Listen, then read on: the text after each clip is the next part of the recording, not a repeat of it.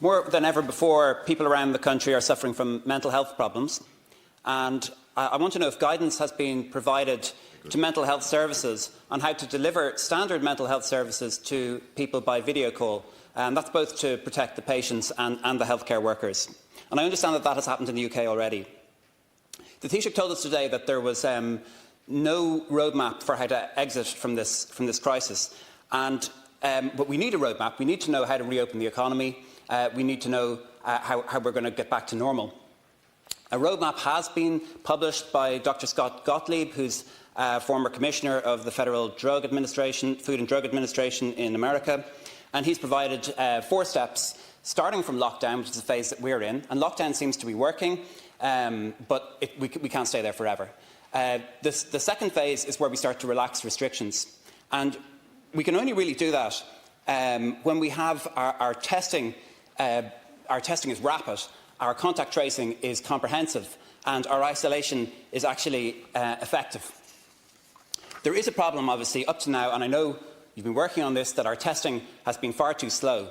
And the knock-on effect is that the contact tracing afterwards is completely ineffective. If you come to somebody 3 or 4 weeks after they've shown symptoms, it's too late then, and the contact tracing simply hasn't been working. And I think you know that and you accept that. There are thousands of unemployed people who would like to take part in the contact tracing effort, who have registered and who have heard nothing in return. And I'd like the Minister to make a comment on that. And technology can help us.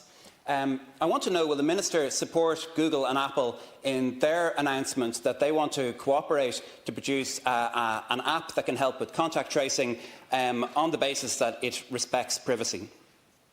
The third phase of a roadmap would be drug therapies or a vaccine. And it's only at that stage, according to Dr. Gottlieb, that we can actually get away from social distancing. And that could take a year. And I think people need to know that, and I think that's something that you need to say to people.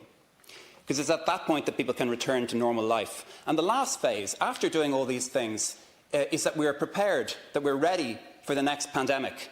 We've seen SARS, we've seen MERS, we've seen HIV, Ebola, HPV, Zika, Lassa, yellow fever and smallpox, all in recent memory. And it wouldn't make sense for us to see COVID as some kind of strange outlier. We need to prepare our health system, our PPE, our medicines and so on for the next microbial pandemic after COVID. So I'm asking the Minister to create a pandemic preparedness unit or a pandemic readiness unit within the department.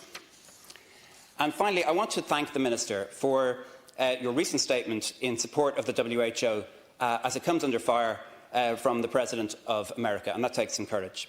As a gesture of solidarity and to show that we believe in science and medicine, I'm calling on the Minister to immediately increase our contribution to the WHO to help in even a small way and to fill the moral and financial vacuum created by President Trump's terrible action. Thank you.